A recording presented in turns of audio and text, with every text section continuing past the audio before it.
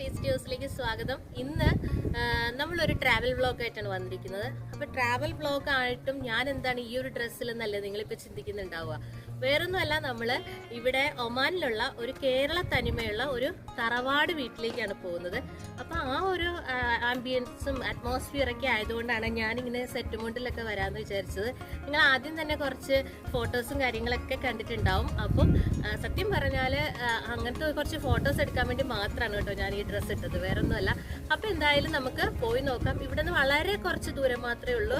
അപ്പം ഞങ്ങൾ മാപ്പ് ഇട്ടിട്ടാണ് പോകുന്നത്. നമ്മൾ ഇതുവരെ പോയിട്ടില്ല, ഫസ്റ്റ് ടൈം പോവുക. അപ്പോൾ അവിടെ ചെന്നിട്ട് ഇനിയുള്ള കാഴ്ചകൾ നമുക്ക് കാണാം. Okay, by. അപ്പോൾ ഡിയേഴ്സ്, നമ്മൾ മാപ്പ് ഇട്ടിട്ടുണ്ട്, നിങ്ങൾക്ക് കാണാമല്ലോ അല്ലേ. 31 മിനിറ്റ് മാത്രമേ നമ്മുടെ വീട്ടിൽ നിന്നുള്ളൂ. നമ്മൾ ജസ്റ്റ് വീട്ടിൽ നിന്ന് സ്റ്റാർട്ട് ചെയ്തിട്ടുണ്ട്. ഈ വീഡിയോ ഞാൻ ഡിസംബർ മാസത്തിൽ എടുത്തതാണ്, ഇവിടുത്തെ ലോക്ക്ഡൗൺ ഒക്കെ മാറിയ സമയത്ത്. അപ്പം ലേറ്റ് ആയിപ്പോയി വീഡിയോ ഇടാൻ വേണ്ടിയിട്ട്. ഇതിൻ്റെ പ്രോപ്പർ പ്ലേസ് ബർക്കയിൽ സനയ എന്ന് പറയുന്ന സ്ഥലത്താണ് കേട്ടോ.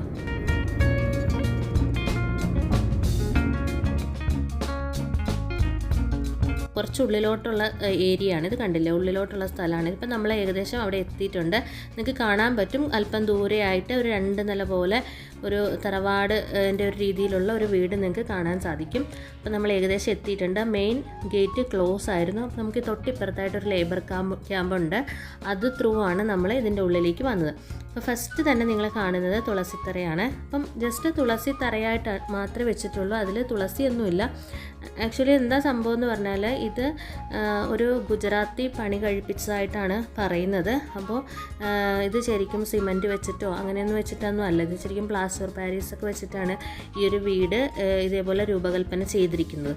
അപ്പം അവരുടെ എന്തെങ്കിലും ഫംഗ്ഷനോ അങ്ങനെയൊക്കെ എന്തെങ്കിലും കാര്യങ്ങളൊക്കെ ഇവിടെ നടത്തുന്നുണ്ട്. അപ്പോൾ ഫസ്റ്റ് കയറി വരുമ്പോഴുള്ള എൻട്രൻസ് ആണിത്.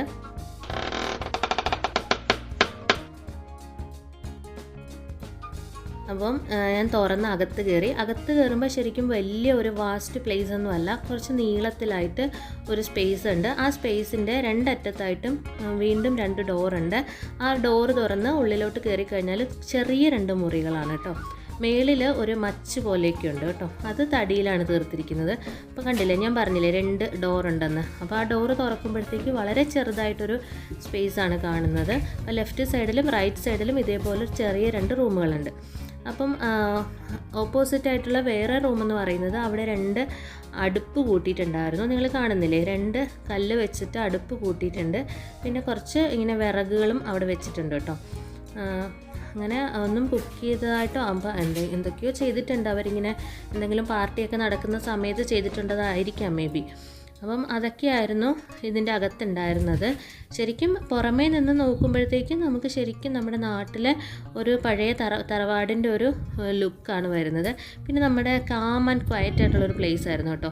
പിന്നെ പുറത്ത് ഇതേപോലൊരു വൈക്കോൽ കൂന ഉണ്ടായിരുന്നു. അപ്പോൾ അവിടെ നിന്ന് ഞാൻ 2-3 ഫോട്ടോസൊക്കെ എടുത്തു. പിന്നെ അതിൻ്റെ തൊട്ടടുത്തായിട്ട് ഇതാണ്, ആ കാണുന്നതാണ് ലേബർ ക്യാമ്പ്. അപ്പം ഇതും നമ്മുടെ തറവാടിൻ്റെ മുറ്റമൊക്കെ ആയിട്ട് അടുത്തടുത്ത് വരും. അവിടെ കുറച്ച് കല്ലുകളൊക്കെ കണ്ടിട്ടുണ്ടായിരുന്നു ഞാൻ. അപ്പോൾ അതൊക്കെ നോക്കിയപ്പോഴത്തേക്കും അവിടെ ഇതിൻ്റെ നമ്മുടെ ഈ വീടിൻ്റെ ഉടമസ്ഥൻ്റെ പേരാണെന്ന് തോന്നുന്നു എഴുതി വെച്ചിട്ടുണ്ടായിരുന്നു. ഇതൊരു സേർട്ടിൻ്റെ ആണെന്നാണ് ഞങ്ങൾ അന്വേഷിച്ചപ്പോഴത്തേക്ക് അറിഞ്ഞത്. അപ്പോൾ ഇങ്ങനെ പലതരത്തിലുള്ള കല്ലുകളുണ്ട്. അവിടെ ഇവിടെയായിട്ടൊക്കെ കുറേ അധികം കല്ലുകൾ ഉണ്ടായിരുന്നു. അത് ഇതിൻ്റെ ഈ തറവാടിൻ്റെ ഭാഗമായിട്ട് തന്നെ ഉള്ളതായിരിക്കാം അത്. അപ്പോൾ അതൊക്കെ ഉണ്ടായിരുന്നു. അതൊക്കെയായിരുന്നു വേറെ ഉണ്ടായിരുന്ന കാഴ്ചകളെന്ന് പറയുന്നത്.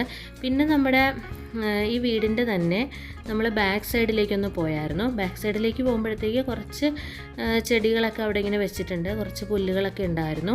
ഇതാണ് ബാക്ക് സൈഡ് പോർഷൻ. ഉണ്ട്. വീടിൻ്റെ പുറകിൽ നിന്ന് നോക്കിയാലും ഫ്രണ്ടിൽ നിന്ന് നോക്കിയാലും നമുക്ക് വലിയ വ്യത്യാസമൊന്നും തോന്നുന്നില്ല. ജസ്റ്റ് ആ തുളസിത്തറ ഇല്ല ബാക്ക് സൈഡിൽ, അത്രയും ഒരു വ്യത്യാസം എനിക്ക് തോന്നിയുള്ളൂ കണ്ടപ്പോഴത്തേക്ക്. പിന്നെ കുറച്ച് പൂക്കളും ചെടികളൊക്കെ ഉണ്ട്. എനിക്കൊരു പ്ലേസ് എന്ന് പറഞ്ഞാൽ ഭയങ്കര ഒരു ശാന്തമായിട്ടുള്ളൊരു അന്തരീക്ഷമായിട്ട് എനിക്ക് തോന്നി കേട്ടോ. പിന്നെ ഏറ്റവും പ്രധാനപ്പെട്ടതായിട്ട് പറയാനുള്ളത് ഇവിടെ നിന്ന് ഫോട്ടോ എടുക്കാനൊക്കെ ആയിട്ട് നല്ല ഇതായിരുന്നു.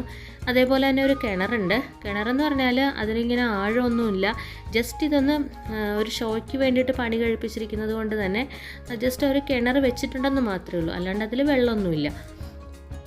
പിന്നെ ഇപ്പോൾ ഞാൻ തുളസിത്തറയുടെ അവിടെ നിന്നിട്ട് ഞങ്ങൾ ജസ്റ്റ് ഒന്ന് ഫോട്ടോ എടുക്കാൻ വേണ്ടിയിട്ട് ഒന്ന് നിൽക്കുക കേട്ടോ. അപ്പോൾ അപ്പം നല്ല ഭംഗിയില്ലേ കാണാനായിട്ട്. ശരിക്കും നമ്മൾ കാണുമ്പോഴത്തേക്ക് ശരിക്കും നല്ല അതായത് സിമെൻറ്റൊക്കെ വെച്ച് നന്നായിട്ട് പണി കഴിപ്പിച്ചൊരു വീട് പോലെ തന്നെയാണ് തോന്നുന്നത്. അപ്പോൾ ആർക്കെങ്കിലും ഫോട്ടോഷൂട്ടൊക്കെ എടുക്കാനായിട്ട് താല്പര്യമുണ്ടെങ്കിൽ ഒമാനിലുള്ളവർ വന്ന് തീർച്ചയായിട്ടും ചെയ്യുക കേട്ടോ. അപ്പോൾ അത്രയും ഉണ്ടായിരുന്നുള്ളൂ നമ്മുടെ വീഡിയോ. അപ്പോൾ അടുത്ത അടിപൊളി വ്ളോഗുമായിട്ട് വീണ്ടും വരാം. അപ്പോൾ താങ്ക് യു ഫ്രണ്ട്സ്, ബൈ.